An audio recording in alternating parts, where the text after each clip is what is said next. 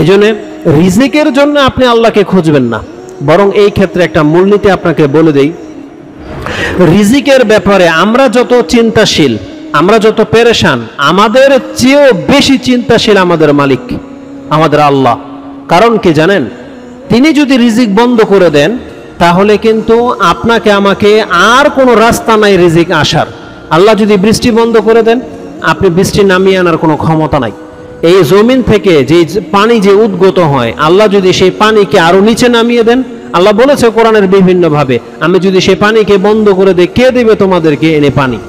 তো রিজিকের ব্যাপারে আমি আপনাকে যে জিনিসটা বলতে চাচ্ছি, যে রিজিকের ব্যাপারে আমাদের চেয়ে বেশি চিন্তাশীল আমাদের রব আল্লাহ সুবহানাহু ওয়া তাআলা, এবং তিনি বেশি দায়িত্বশীল এবং তিনি বেশি এই ব্যাপারে সজাগ যে কোথায় কোন রিজিক পৌঁছাইতে হবে।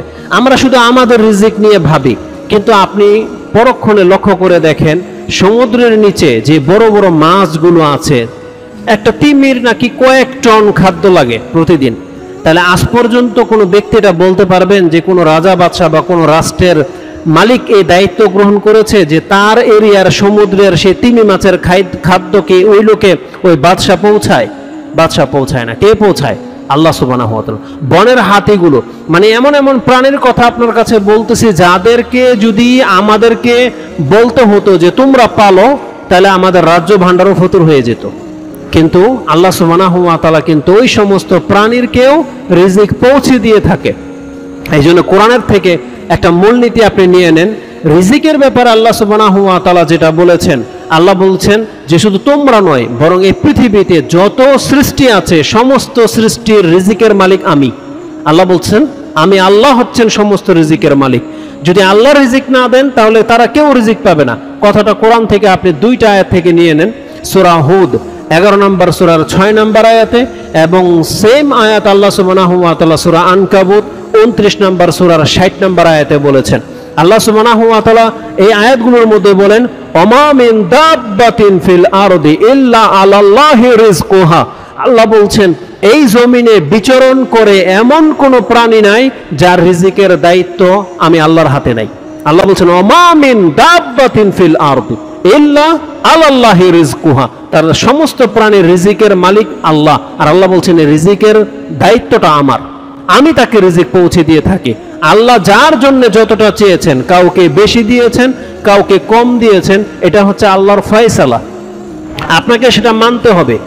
রিজিকের মালিক আল্লাহ। আল্লাহ সুবহানাহু ওয়া তাআলা বলছেন ওমা মিন দাব্বাতিন ফিল আরদি ইল্লা আলাল্লাহি রিজকুহা।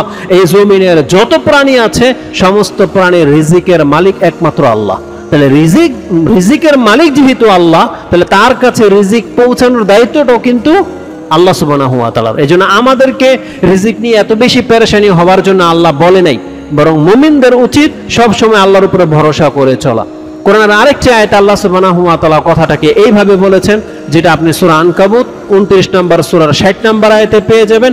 আল্লাহ সুবহানাহু ওয়া তাআলা সেই আয়াতে বলেছেন ওয়া কাআইয়্যিম মিন দাব্বাতিন লা তাহমিলু রিজকাহা আল্লাহু ইয়ারযুকুহা ওয়া ইয়্যাকুম।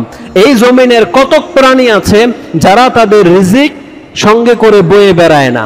কেন বলেছেন আল্লাহ এই কথাটা?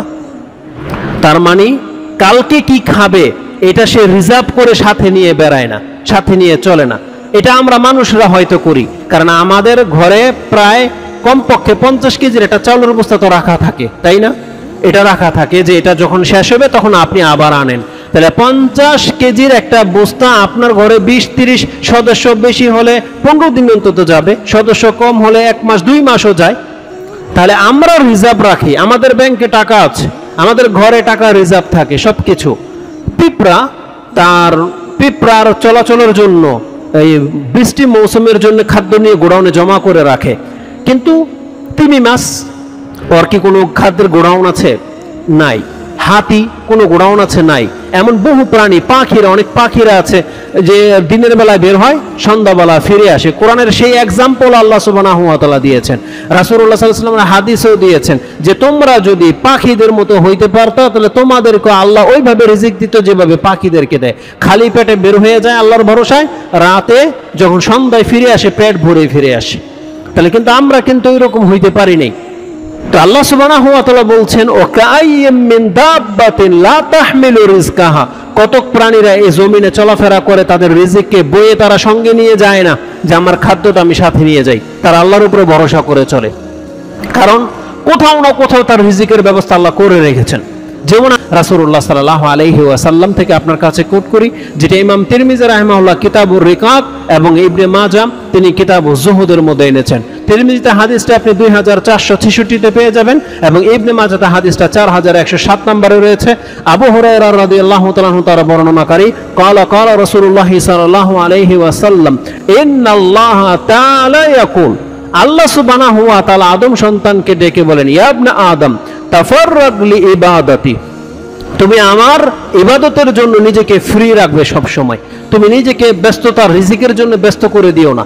তাফাররাগ লি ইবাদাতি আমলা সাদরাকা গিনান, তাহলে আমি তোমার অন্তরকে ধনী করে দেব, প্রশস্ততা দান করব। জুমার দিনের ব্যাপারটা কি ছিল? আল্লাহ সুবহানাহু ওয়া তাআলা কি বলেছেন? ইযা নুদিয়া লিস-সালাতি মিন ইয়াউমিল জুমআ ফাসআউ ইলা যিকরিল্লাহি ওয়া যারুল বে। এটা আল্লাহ কাকে করেছেন? আপনাকে আমাকে করেছেন না সমস্ত মুসলমানকে করেছেন। আল্লাহ সুবহানাহু ওয়া তাআলা বলেছেন, যখন জুমার দিনের আজান হয় তুমি আল্লাহর জিকিরের দিকে দৌড়ে আসো, তোমার বেচাকেনা সব বন্ধ করে দাও। কিন্তু মুসলিমরা কি আল্লাহর এই আদেশকে গ্রহণ করেছে? করেনি। তো রাসূলুল্লাহ সাল্লাল্লাহু আলাইহি ওয়াসাল্লাম বলেছেন যে আল্লাহ আমাদেরকে ডেকে বলেন, ইয়া ইবনে আদম তাফাররাগ লি ইবাদাতি আমলা সাদরাকা গিনান, তাহলে আমি তোমার অন্তরকে ধনী করে দেব, তোমার অভাব ফিল হবে না, যে কোনো অবস্থাতে তুমি নিজেকে সচ্ছল পাবে, তোমার কোনো দিক থেকে কোনো পেরেশানি আসবে না। ওয়া আসুদ্দা ফাকরাক, আর আল্লাহ বলেছেন আমি তোমার গরিবিটাকে ঠেকাই দেব, তার মানে তোমার ঘরে কোনোদিন অভাব আসবে না। আল্লাহ কত বড় কথা বলেছেন যে তুমি নামাজি হও, তুমি আল্লাহর জন্য কোরআন পড়ো, তুমি আল্লাহ সুবহানাহু ওয়া তাআলাকে ডাকো, তাহলে তোমার রিজিকের যে পেরেশানিটা আছে এটা আল্লাহ তোমার মাইন্ড থেকে দূর করে দেবে। আপনার পয়সা অল্প ইনকাম হলেও আপনার অভাব ফিল হবে না। আল্লাহ বলছেন ওয়া আসুদ্দা ফাকরাক, তোমার গরিবিটাকে আমি ঠেকাই দেব। তার মানে আপনার যদি আল্লাহ সুবহানাহু ওয়া তাআলা বলেছেন, ইয়া ইবনে আদম তুমি তোমার রবের ইবাদতের জন্য নিজেকে একটু ফ্রি করো, একটু মানে এত ব্যস্ততা কেন তোমার দুনিয়ার জন্য। আর ওয়াইল্লাম তাফআল, তবে তুমি যদি তোমার রবের ইবাদতের দিকে না ঝোঁকো, যদি এমনটা তুমি না করো, তাহলে আল্লাহ সুবহানাহু ওয়া তাআলা কি করবেন? আল্লাহ বলছেন মালাআতু ইয়াদাকা, বা মালাআতু ইয়াদাকা, আরেক বর্ণনা আসছে সাদরাকা, আমি তোমার হাতকে বা তোমার অন্তরকে ব্যস্ততা দিয়ে ভরে দেব। মালাআতু ইয়াদাকা শুগলান, তুমি এত বেশি ব্যস্ত হয়ে পড়বে যে দেখতে পাবে 12 ঘন্টার ডিউটিতে তার সংসার চালানো। যেটা আগেই বলেছি, 12 ঘন্টাকে তো কাজ করতে হবে একটা সময় পর্যন্ত, আপনি সারা জীবন শুধু কাজ করবেন, এটা তো আল্লাহ এই জন্য আপনাকে সৃষ্টি করে নাই। আপনাকে একটা টাইম টু টাইম কাজ করতে হবে, যে আমার বাঁচার জন্য এতটুকু রিজিকের দরকার, আর আমি এত বছর পরে গেলে আর কাজ করবো না, যাতে আমি আল্লাহর জন্য একটু ফ্রি হতে পারি। কিন্তু সারা জীবন ভর আপনি গাধার মতো কাজ করে যাবেন, এর জন্য তো আল্লাহ আপনাকে সৃষ্টি করে নাই।